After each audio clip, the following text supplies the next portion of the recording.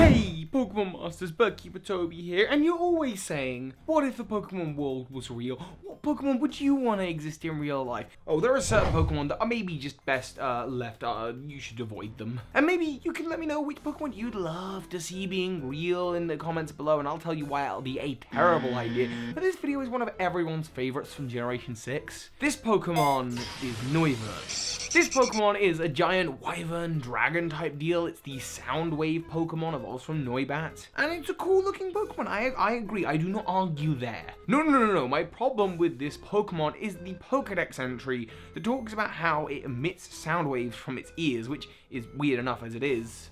They're like big boom boxes. But the sound waves can reduce boulders into pebbles. Well, that seems pretty harmless. Boulders aren't people. No. People are much more frail than boulders. First of all, I want to talk about sound. I've talked about sound on this channel before in a video about Lavender Town Syndrome. Could Lavender Town Syndrome really happen? I talked about the anechoic chamber in Orfield Laboratories, a chamber, a room that is so padded up with triangular foam, it's so highly designed to absorb the sound that you can literally only hear your own heartbeat in the room.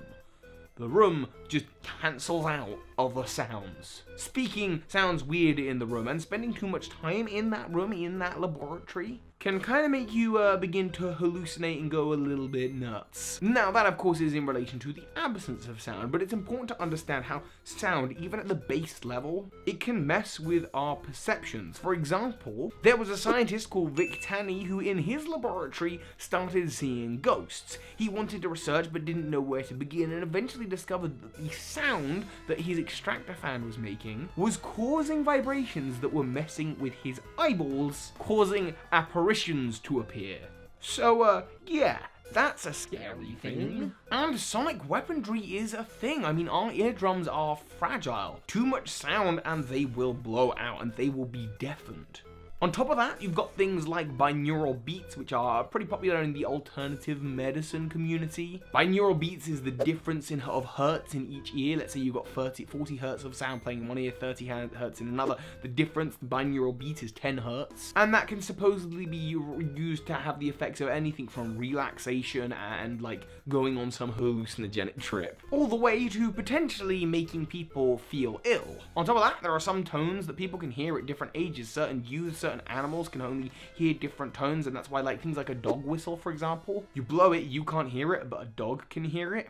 And around some areas, certain shops, to avoid loitering, will play certain tones, like literal sound warfare, to get rid of teenagers whose ears have not yet developed to a point where they can no longer hear those tones. You can actually take tests online, I'll link one below, as to how you can hear, like what your hearing range is, what the hertz are, and certain hertz, yeah, you might be able to hear them, some you might not, and they really distress some teenagers and stop them from loitering in certain areas. So you can see how sound can be used as a weapon.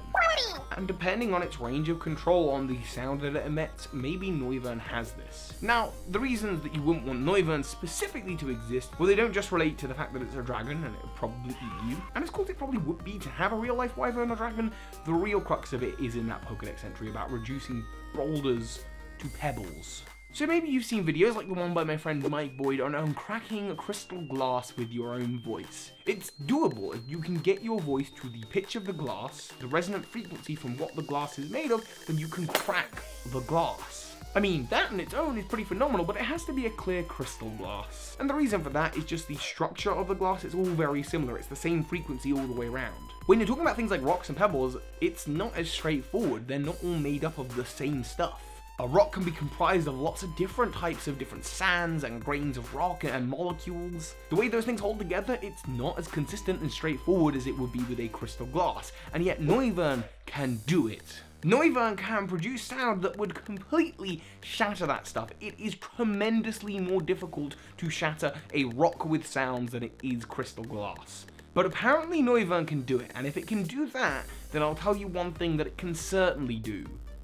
Bones. The structure of bones. If it can shatter rocks, then the sound waves it can create would absolutely turn your bones to dust. The last thing you would hear as you would see this dragon screeching at you as its ears begin blasting noise at you would not only be the popping of your eardrums, but also the disintegration of the very bones in your body. I can't imagine it would be a particularly pleasant way to go. So next time you're asking me, Toby, what Pokemon would you want to see be real? Wouldn't it be cool if a Noivern was real? No, it wouldn't. And with that, I'll see you with the next one. So hi, Pokemon Masters. A special thank you to those of you supporting me on Patreon. Thanks to you and the big patron of the month, Elizabeth Collins, we are now moving to double uploads. As of next week, there will be 2 videos a week. Stay tuned for my new mega project about evolution.